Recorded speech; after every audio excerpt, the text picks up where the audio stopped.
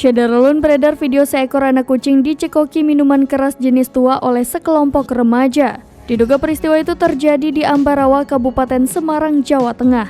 Dalam video yang diunggah di akun Instagram @rumahsinggahklow, terlihat mulut seekor anak kucing berwarna oranye dibuka paksa oleh seorang remaja laki-laki. Anak kucing malang itu kemudian dicekoki minuman keras berwarna putih dari gelas plastik. Usai dicekoki, tampak anak kucing tersebut berjalan sempoyongan. Terdengar gelak tawa dari pelaku dan perekam video setelah melihat reaksi anak kucing berwarna oranye itu.